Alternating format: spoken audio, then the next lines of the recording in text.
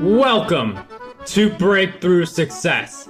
I am your host, Marc Guberti, the content marketing expert, bringing you 3 new episodes each week where I and top-level guests teach you how to take your business to the next level and achieve your breakthrough. Hello, Breakthrough Success listeners. I just wanted you all to know before the episode actually starts, I've been working a little bit behind the scenes to give you something really special. So a while ago, I wrote my book, Content Marketing Secrets, which helps people create, promote, and optimize their content for growth and revenue. And I just put the finishing touches together to offer that for free to anyone who is interested. So if you want your free copy of Content Marketing Secrets, all you have to do is head over to marcguberti.com/book. Now, let's jump right into the episode. One of the things that really holds a lot of people back from hitting their breakthroughs is a sense of fear. And when I ask the question, like, what do you believe holds most people back from unlocking their full potential? Fear is something that comes up again and again. So we have to really acknowledge this, fight fear, and being able to overcome it by being the bravest versions of ourselves, and in that process being able to tap into our extraordinary life that we can really create for ourselves. It all starts with fighting those fears and tapping into your bravest self.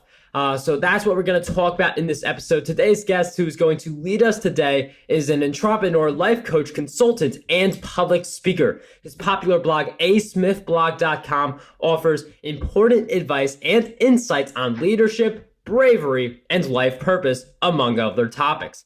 Named one of the most influential people by American Genius, he has written for publications like Success Magazine and have been featured in Newsday and other media as well. Today's guest for episode 276 of the Breakthrough Success Podcast is none other than Adam Smith.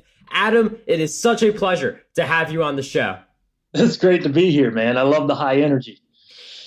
Adam, I'm really happy to have you on the show, and this is a really important topic for people, regardless of what niche you're in, regardless of what the dream is that you're pursuing, because I feel like we all struggle with fear and really tapping into our brave selves that can help us really fight those fears and tap into the extraordinary in our lives. So we're going to talk a little bit about that. Before we do that, I know you have a book called The Bravest You, which will be in the show notes for this episode, marcguberti.com/E276. But Adam, can you give us a little background for why you wrote that book and got started with your whole journey? Absolutely. And I think like a lot of listeners, it came from wanting to start a business, wanting to follow my dreams. But as you said, the number one hurdle that I faced was fear when I was honest with myself. You know, a lot of people, it'll come out in the form of excuses, and myself included. I'm not exempt from that. And, you know, all these excuses I was giving myself, my other people, and about why I couldn't achieve my dreams was just that. It when I was honest with myself, it was fear. So going back, it's been about 12 years ago now.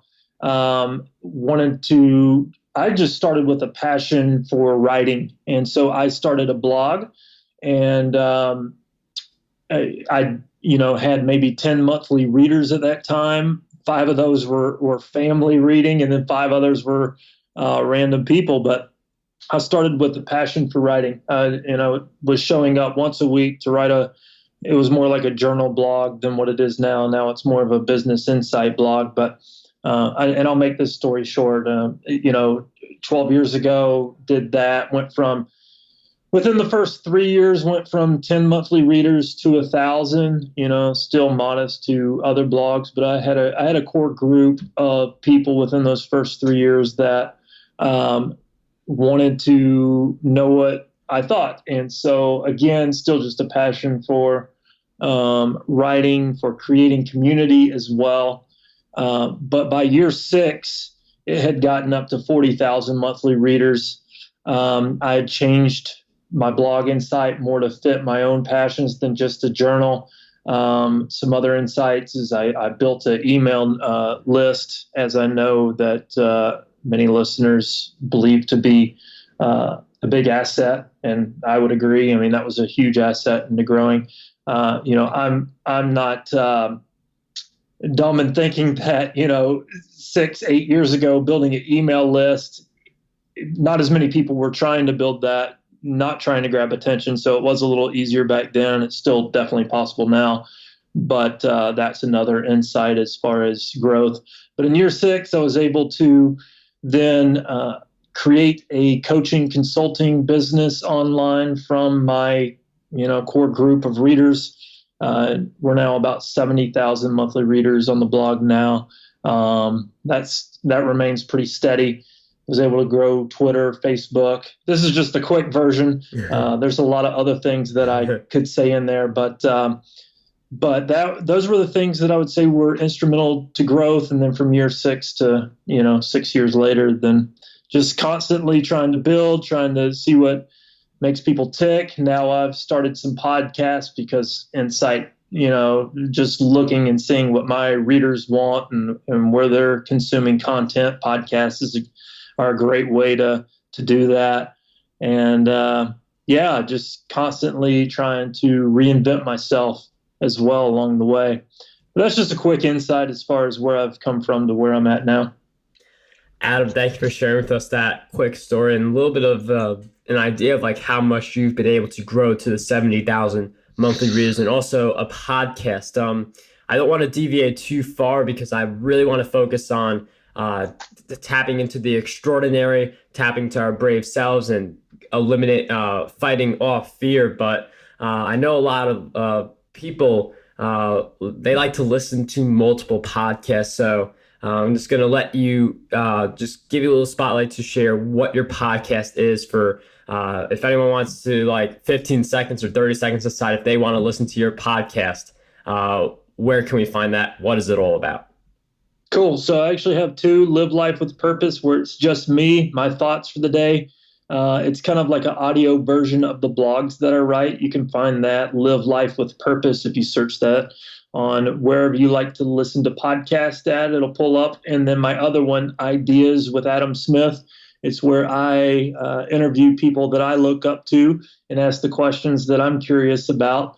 That's the cool thing about starting a podcast is, there's tons of podcasts out there, but the people interviewing might not ask the questions that you would ask. So that's what I wanted to do. And I've found it very helpful, not only for myself, but listeners seem to enjoy it as well. So I appreciate you letting me tell your listeners about those. Yeah, I always, because I know a lot of people are like more content that can empower, that can really help us take action, the better. And I really love the interview format. So I definitely agree with you there. But I want to touch upon something that was mentioned a little earlier, where we all have, like if you feel like you're being held back, it's a sense of fear that makes you feel held back. But I feel like some people, they don't have the result that they're looking for, but it's a little more difficult for certain people to pinpoint that fear. So I'm wondering if you could share with us how we can pinpoint the type of fear that we have that is holding us back.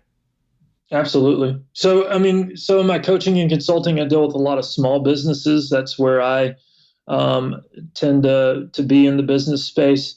As far as life coaching, people that feel stuck, feel like they're not getting as much out of life as they want to and want to become better. So I think before I dive into that, I'll mention the 5 stages really quickly that I place in the book to kind of give listeners an idea of how I view the stages and how fear works into our lives, and then go back and answer that question. So the first stage, I believe that most people find themselves, if they feel like they're dealing with fear, is complacency. I've dealt with it in my life.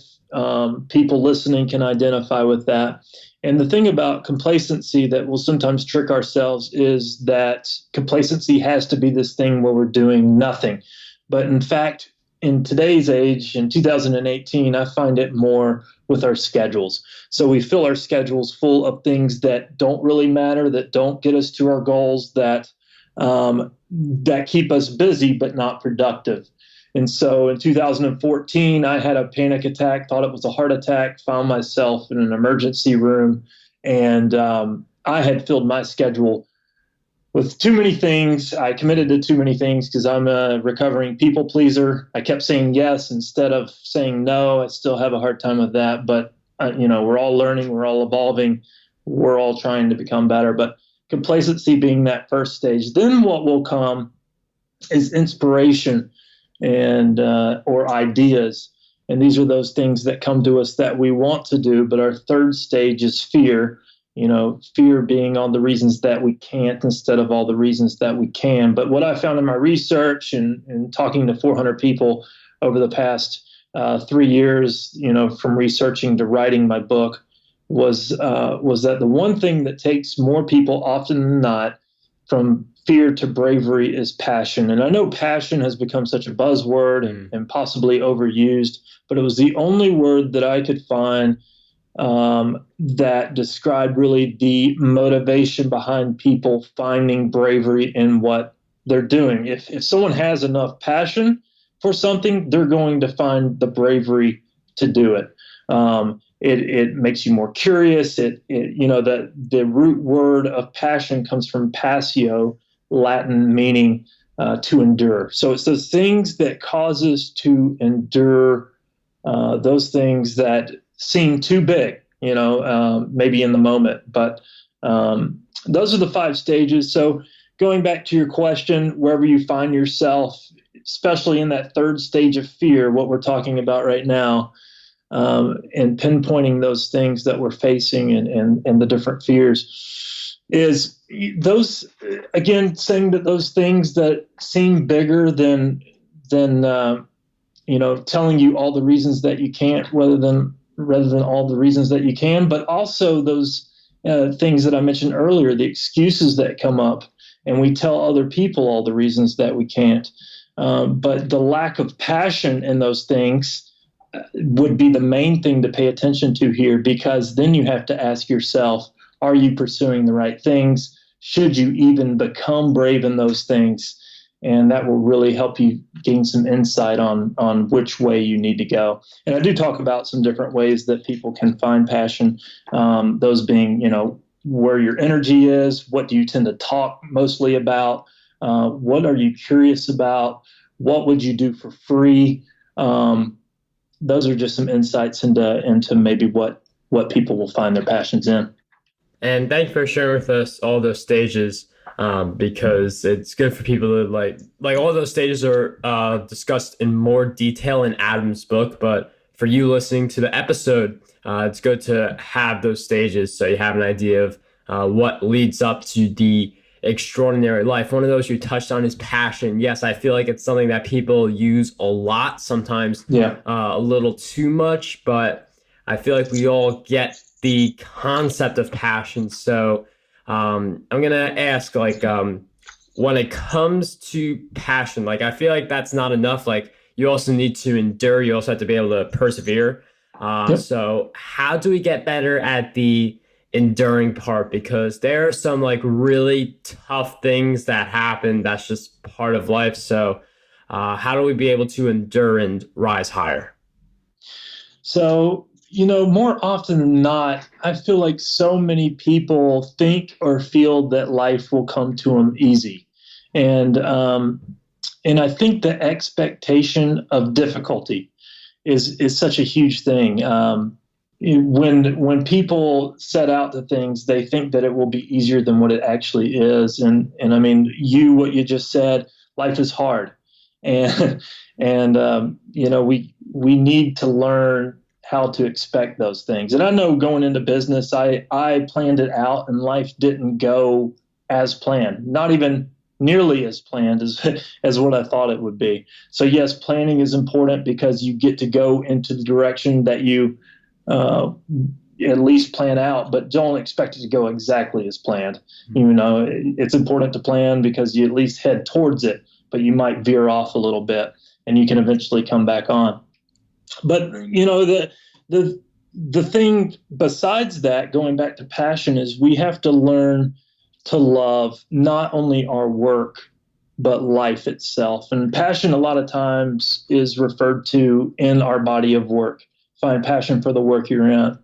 But passion also comes back to learning to love the lives that we live. So, work, it used to be something that took me away from my family, something that took me away from our relationships. And in the grind, in the hustle, a lot of times that is what happens. And going back to my panic attack and my story, we have to learn to take back control of our lives.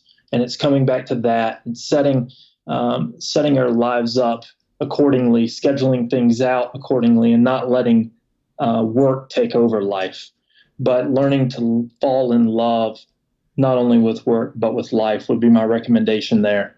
And so, the thing that work does is a lot of times will burn people out, will make people feel like they're at the end and they don't know what to do. And they feel like quitting or giving up, going back to perseverance.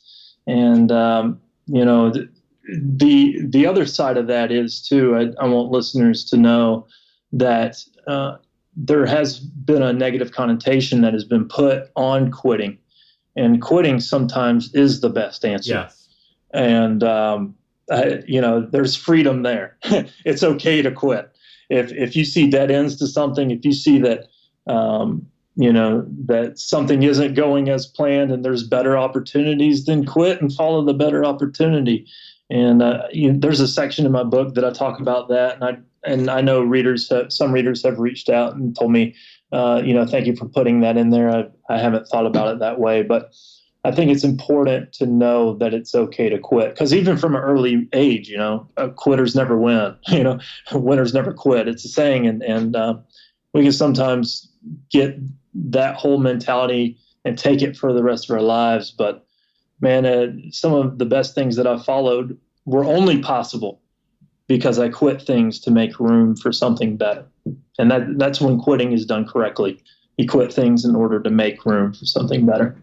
Yes, I really love that you hit on that point, because quitting, I feel like it's such a negative connotation. I mean, if you're quitting because the work is too hard, then that's where the negative connotation comes from. But again, as Adam said, if you're quitting because you feel like you can create something better, then by all means quit. I mean, you hear about Apple having all these successful products, but they have quit. They have given up on more of their products than products that they have actually created. There are dozens or hundreds, I don't know the number, but there are so many different products and projects and ideas that Apple gave up on.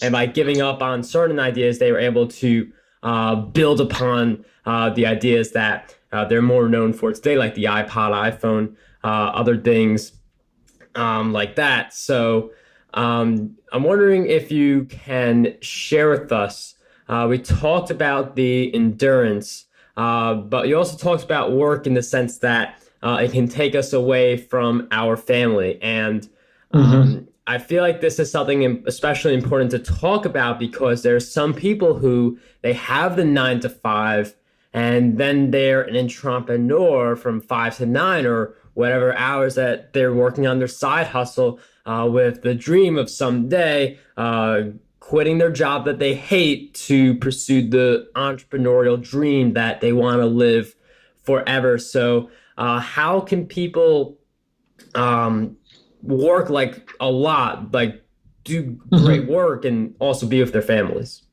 And that's a good question. And that's a question that I'm asked honestly. It's a lot of it has to go with communication and letting your spouse or significant other know what's going on. A lot of times that it's just work and nose to the grind, and people react better when they know what's coming. So if there's anything that you can communicate to those people ahead of time, it will definitely lessen the amount of strife that happens in a household. The other thing is to get people on board. So if there's something that's exciting about your work that you can maybe involve your spouse on, because the mentality is totally different when you chase something alone versus as a team. And so as many people that you can get on your team, especially those close to you, your kids, your wife, get them excited about what you're pursuing. What can they help you with? in this? What research can they help you with? What about the topic will get them excited? Again, going back to passion. And it's that would be the number one key, I would say, to getting people on board and being able to spin work. But then also going back to expecting difficulty, expecting hard. You have to hope that those people close to maybe people asking that question would understand that there are seasons to life. The best being that, in my life with my spouse, if I can give an end date of some sort, the deadline on my book is this, my project will be done this. It is totally different if you make a lifestyle out of something rather than understanding that there are seasons to life. And so if you can give some sort of end date, some sort of deadline to people, it lets them know that, okay, they're busy in this season of life, but there is a light at the end of the tunnel. There is a vacation coming. There is, a time coming. Those would be some things that really come to mind from your question. But if you want to make a lifestyle out of it, working 24/7, as people would say, I kind of push back against that mentality. I know it's a big mentality right now that you need to work all day, every day. And, a lot of prominent business people that preach that. But anytime that I've seen that, it causes burnout, causes divorce, it causes all the things that I don't want in my life. And so I think, I'm pushing against that common mentality right now. In saying that there are some people on the other side, like Ariana Huffington recently came out with a book on sleep, and there's some other books that recently came out on rest. Jason Fried out of Chicago, who wrote Rework, he just came out with a new book that's on the other side as well, that's prominent about 40-hour work weeks and the need for rest. And so it does seem like there's two camps maybe on either side that, I just recently talked to Greg McEwen, interviewed him, who wrote Essentialism, and he's a big believer in bringing some sort of balance to life. But yeah, I mean, that's probably not the answer you expected. I don't know, but yeah, I would say that we need to also be cautious of devoting our entire life to work. But then on the other sense, there's a balance to this. I want to say the other sense is I've also learned I weave a lot of my work into my life. And I have an app called Evernote. I'm sure lots of people have heard of that. But anytime that an idea comes to me, I jot it in there really quick and get back to life. Some other people that I know use that app or email themselves or whatever works for you. But when those ideas come, do make sure to jot them down. But then also the need for being present. And then when you have that time to work, whatever time you've set aside, communicated to your family, you can come back to those ideas at that time. And so just some different thoughts on that. But that would be my take on your question. Adam, a lot of awesome insights in there. And I think we should really think about this a little more deeper, because extraordinary life, that's not just professional accomplishments. That's also personal accomplishments. That's also spending a lot of time with your family. And one of the ideas you mentioned that really hit home for me was the idea of seasons. So like I'm currently in like launch mode right now. Like at the time of recording, I have a book that's coming out. At the time that episode is published, that book will have been published. You're a busy guy. Yeah, I've got a virtual summit too. I've got a bundle I'm trying to do. So a lot of different things by the end of the year. But I know that come Christmas break, that's not going to be as much work. That's going to be my little debrief, my little vacation. So it's very important to set those seasons, because I tried like last year, I put a lot of projects on myself, got very overwhelmed, and then I had a slow start a little bit in 2018 in comparison to what I've been able to do. So, and I think it's important to note here too, is going back to identifying your version of success. Like my version of success is different than yours. My family situation might be different than yours. I'm married. I have two kids, a 7-year-old and a 3-year-old. My 7-year-old is in sports, and we have that going. I run 2 businesses. I'm working on my second book. Yeah, it's all a juggle, and and different things are happening. But then I just have to go in knowing like this is not the season like when I was single or when I was just married without kids. Life is just different with every season of life, and I think it's important to know where you're at, what you're willing to give up, what I'm willing to give up. My second book would have already been done and already have a published date by now. But just knowing the season that I'm in and the obligations that I already have and that I'm not willing to give up, I've just got to understand things are going to take longer than they used to, and I have to be okay with that. And a lot of times, we have to be honest with ourselves, being honest with ourselves is one of the hardest things to do. But then also realizing where expectations are coming from, not caring as much about what other people think, setting our own expectations on ourselves, but really setting realistic expectations, being realistic. And without talking to someone on an individual basis and seeing their life, it's hard to say. Speaking to the masses on a podcast interview, that's really the best way that I can put it without looking, really into people's lives. And that's why coaching and consulting works. That's why I do what I do, is I get to sit down with companies, teams, individuals one-on-one and get to really pull back the layers. But in a podcast interview, that's really the best advice I have. And I mean, you touched upon a lot of really great insights. And with the coaching, you're really able to help people.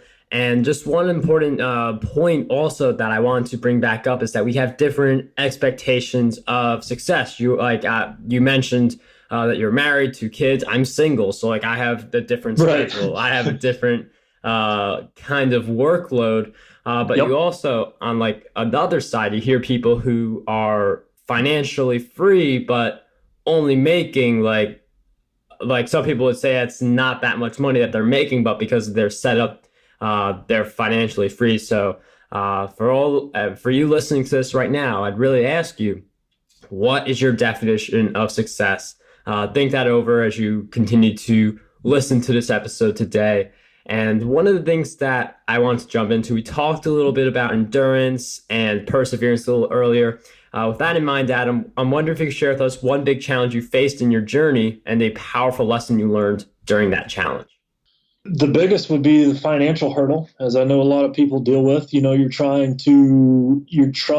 to build your business, and it's the biggest thing to understand, at least for me, is the most successful people rarely do one thing.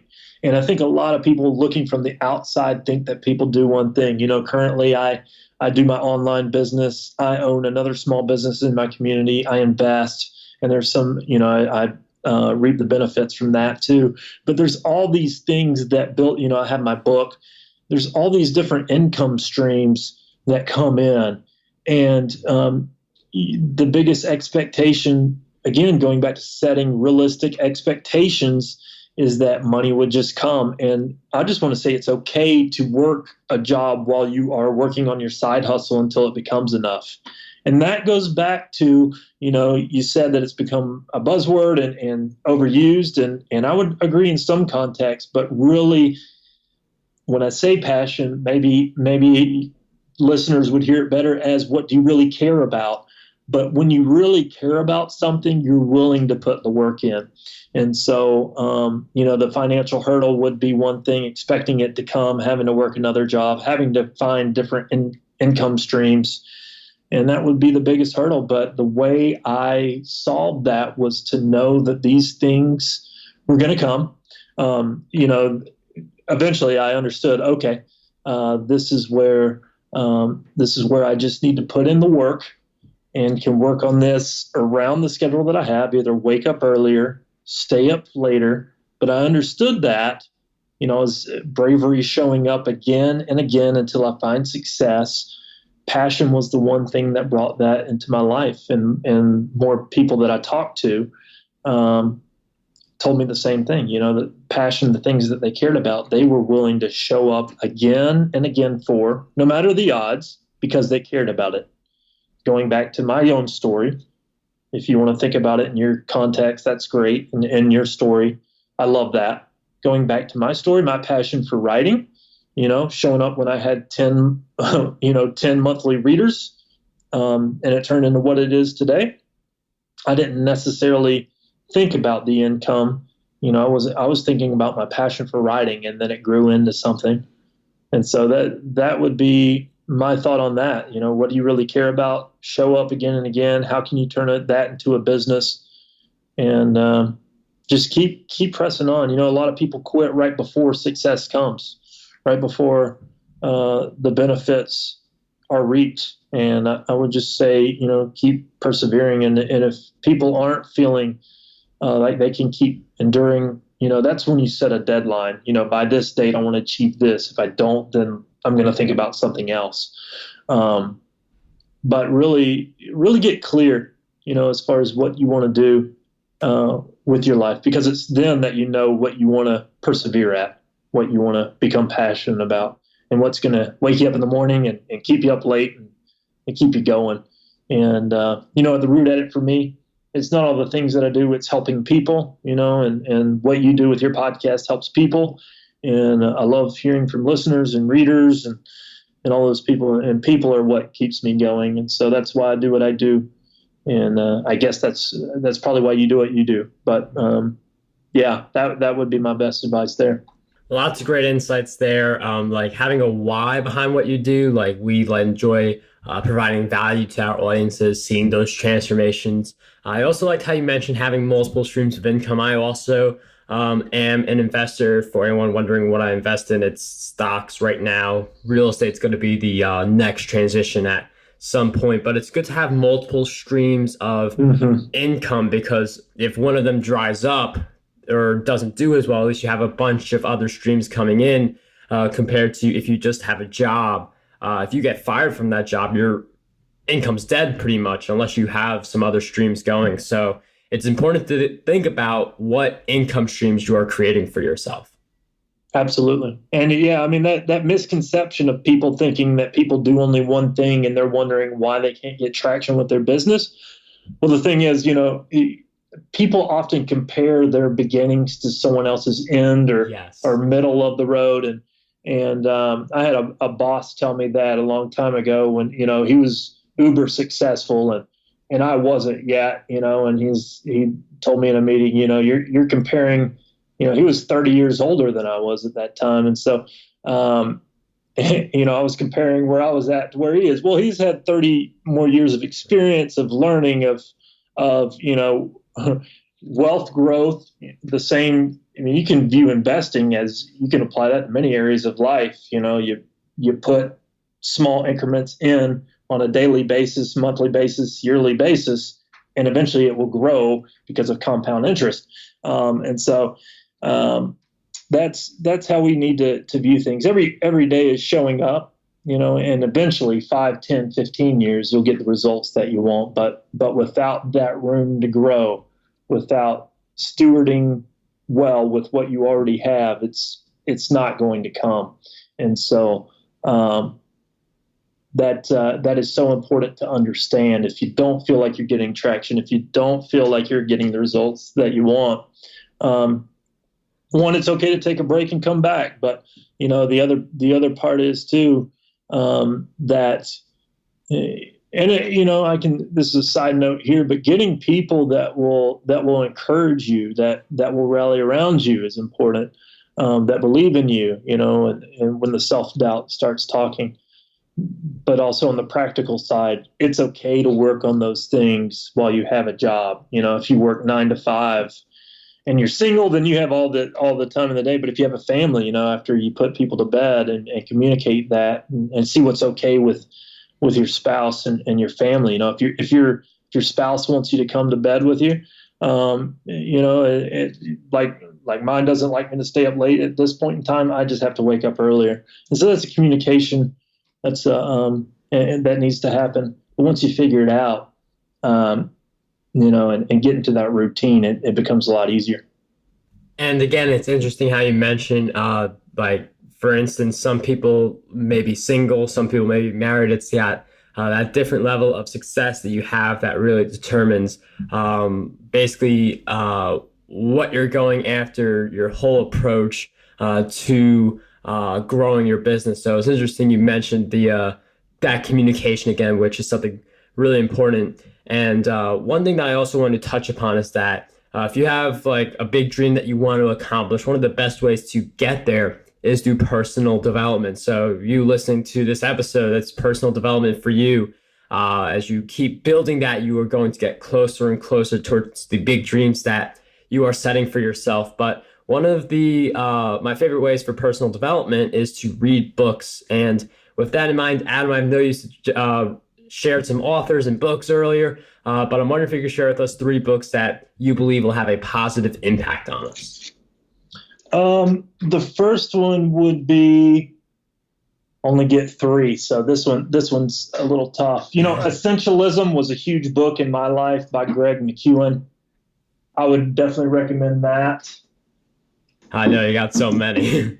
Yeah. Seeking Wisdom from Darwin to Munger from Peter Bevelin.